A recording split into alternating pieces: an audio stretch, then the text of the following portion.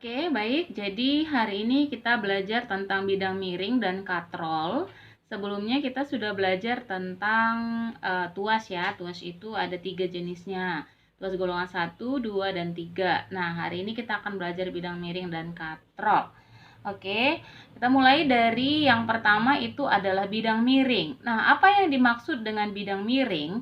Bidang miring adalah suatu permukaan datar suatu permukaan datar yang memiliki suatu sudut yang bukan sudut tegak lurus terhadap permukaan horizontal. Nah, ini dia contohnya. Ini dia. Jadi, kalau kita lihat, ini dia bidang miringnya. Jadi, di bidang miring itu dibuat sudut tertentu terhadap bidang datarnya, tapi tidak 90 derajat ya. Kalau 90 derajat sudah sama dengan ini, nggak ada bedanya gitu ya. Nah, itu yang menjadi bidang miring, penjelasan tentang bidang miring. Jadi kalau kita lihat secara matematis, rumus bidang miring itu adalah W, ini ya, W kali H sama dengan F kali S. Nah, ini W-nya dikali dengan tingginya. Kemudian ini F-nya dikali dengan panjang bidang miringnya. Nah, itu dia. Kemudian yang berikutnya adalah keterangannya. Nah, jadi kalau dari keterangan ini bisa kamu lihat di sini bahwa F ya, ini F adalah gaya atau kuasa, kemudian S itu panjang bidang miring satuannya meter, kemudian W itu berat benda satuannya Newton, H itu tinggi bidang miring satuannya meter. Nah, itu dia ya. Jadi, di dalam bidang miring ini kita juga mengenal keuntungan mekanis sama dengan pada tuas kemarin. Bahwa keuntungan mekanis itu disingkat dengan KM.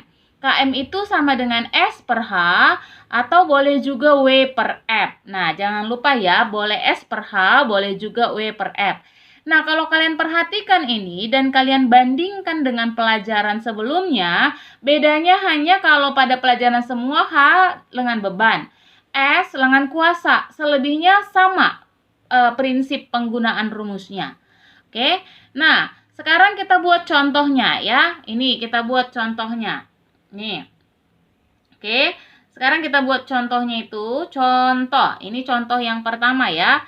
Contohnya di sini kalau kita lihat adalah perhatikan gambar berikut. Nah, yang mana gambarnya? Ini gambarnya. Oke, perhatikan gambar berikut.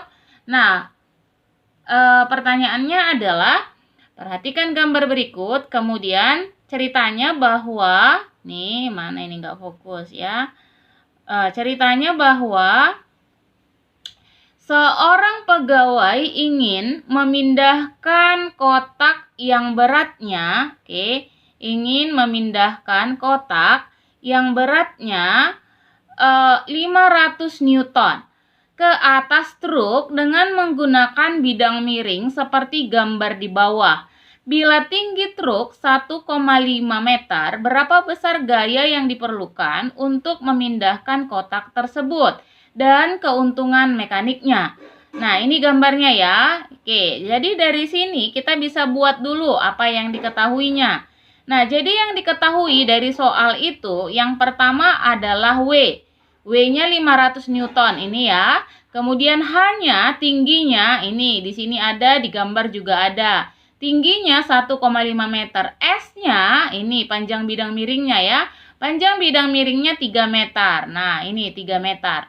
Ditanya F dan KM. Jadi untuk penyelesaian gunakan rumusnya langsung. W kali H sama dengan F kali S. Berarti F sama dengan W kali H per S. Artinya W kali H yang lawan yang ditanya, S di sini turunkan saja ke bawahnya. Berarti sama dengan W kali H per S. Masukkan nilainya masing-masing. Berarti 500 dikali 1,5 per 3 hasilnya 250 Newton. Berapa keuntungan mekanisnya? Rumusnya tadi S per H. Berarti 3 bagi 1,5 hasilnya 2. Oke, jadi dengan menggunakan bidang miring ini lebih ringan. Tapi memang ada kelemahan yang lebih jauh ya. Harusnya cuma 1,5 meter jalurnya, harus 3 meter. Tapi dia lebih mudah dalam pengerjaannya. Oke, contoh yang kedua. Oke, ini contoh yang kedua. Nah, suatu peti peralatan Oke, ini suatu peti peralatan berat akan dinaikkan dengan menggunakan papan sebagai bidang miring seperti gambar berikut. Nah, ini gambarnya ya. Agar gaya dorong setengah dari berat peti sesungguhnya, berapakah panjang papan yang harus disediakan dan tentukan besar keuntungan mekanik bidang miring tersebut. Nah, ini dia. Ini gambarnya. Jadi dari gambar itu bisa kita buat yang diketahui ya dari gambar dan dari soal ini. Yang diketahui F-nya ya, sebuah peti peralatan dinaikkan dengan menggunakan agar gaya dorong setengah dari berat peti. Berarti F-nya setengah dari W. Hanya 2,5. Yang ditanya S dan KM. Untuk penyelesaian, rumusnya tetap sama. W kali H sama dengan F kali S. Maka S sama dengan W kali H per F. Nah, W-nya tetap W. Oke, hanya S-nya 2,5. Oke, S-nya 2,5. F-nya setengah W. Tuliskan setengah W. Dari sini W dengan W bisa mati. Kalau W dengan W bisa mati, maka dia tinggal 2,5. Ini ubah jadi perkalian. Posisinya berubah ya. Penyebut jadi pembilang, pembilang jadi penyebut. 2,5 kali, nah ini naik ke atas 2/1, hasilnya 5. KM-nya S per H, 5 per 2,5. Jadi ada 2 keuntungan mekanisnya. Oke, jadi ada 2 keuntungan mekanisnya. Nah, itu ya, itu 2 contoh dalam penyelesaian soal-soal tentang bidang miring. Nah, ini ada tugas. Nah, tugas ini kalian kerjakan ya. Tugas ini kalian kerjakan di buku latihan ya, catatan di buku catatan. Tugas di buku latihan ada 2 soal ini kalian buat. Nah, Ibu kali ini Ibu tidak akan memberikan foto untuk kalian catat langsung. Kalian catat catatannya dari video yang Ibu berikan ya kan, bisa kalau mau tulis kan bisa di-post kan.